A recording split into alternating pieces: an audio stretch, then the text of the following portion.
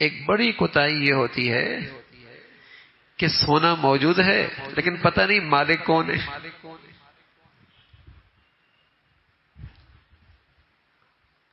ایک تو وہ سونا ہے جو بچی گھر سے اماں کے گھر سے لے کے آئی، ظاہر ہے اس کی تو ملکیت ہے. ایک وہ سونا ہے جو لڑکے والوں نے اسے دیا اور چڑھایا. اب یہ ملکیت کس کی ہے؟ اب کسی کو نہیں پتا ہوتا. نہ بیوی زکات دے رہی ہوتی ہے نہ شوہر ادا کر. پھر ایک وقت آتا لڑائی ہوتی ہے، وہ کہتا ہے میں مالک، وہ کہتا ہے میں مالک. جب تک زکات دینی ہے کوئی ضرورت محسوس نہیں کرتا کہ طے کر لیا جائے کہ مالک ہے کون. زندگی گزر رہی ہے، اور جب تک زکات نہیں دیتا اس کا مال گندا ہوتا ہے،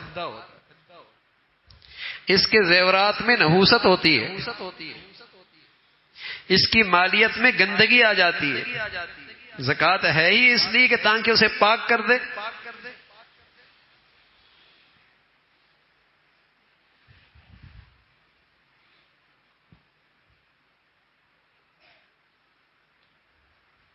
بربادی آئے گی، نقصان ہو جائے گا،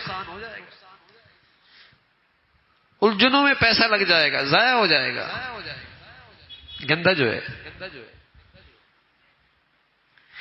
زندگی گزر رہی ہوتی ہے، ملکیت پتہ نہیں ہوتی.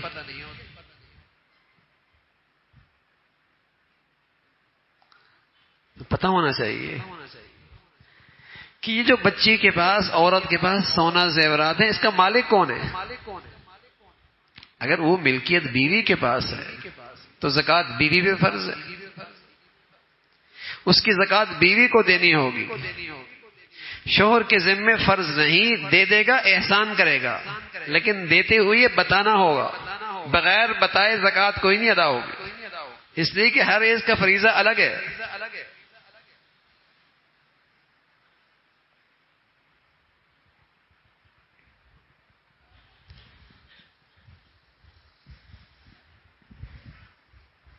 اور اگر وہ ملکیت شوہر کی ہے، جتنا سونا شوہر کی ملکیت میں ہے تو وہ زکات دے گا اس کی. لیکن اگر بیوی کی ملکیت ہے پھر اسے اختیار ہے، پھر اسے شوہر سے پوچھنے کی ضرورت نہیں، جس کو چاہے دے دے، جہاں چاہے خرچ کر دے، جہاں چاہے اس کو استعمال کر دے، اس کی ملکیت ہے. اور اپنی ملکیت میں اسے یہ حق حاصل ہے.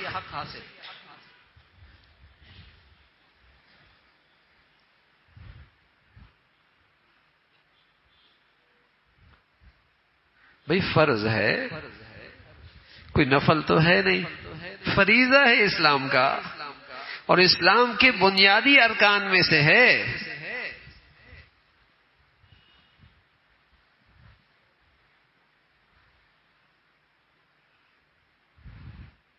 کافر فرمایا زکات ادا نہیں کرتا، مشرک نماز نہیں پڑھتا، مسلمان تو زکات بھی دیتا ہے نماز بھی پڑھتا ہے.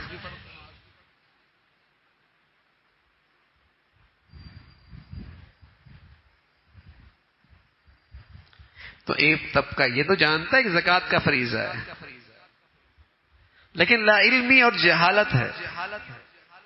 زندگی گزر رہی ہوتی ہے، زکات کا فریضہ صحیح ادا نہیں ہو رہا، اور اس کی نحوست ہوتی ہے پھر کہ اتنی سوراخیں کھل جاتی ہیں جہاں مال جاتا ہے پتہ ہی نہیں لگتا. اور جب مال سے اللہ کا حق ادا ہو اور اللہ کے بندوں کا حق ادا ہو اور زکات کی عبادت ادا ہو تو اللہ اس مال کی حفاظت بھی فرماتے ہیں، محفوظ بھی فرما دیتے ہیں. وہ سوراخیں ساری بند کر دیتے ہیں جہاں یہ مال ضائع ہو رہا تھا، اور برکت اتنی ہو جاتی ہے جو کام ہزاروں میں ہو رہا ہوتا تھا وہ سینکڑوں میں ہو جاتا ہے. پاک جو ہو گیا، صاف جو ہو گیا، مبارک جو ہو گیا، اس میں سے اللہ کا حق جو ادا ہو گیا.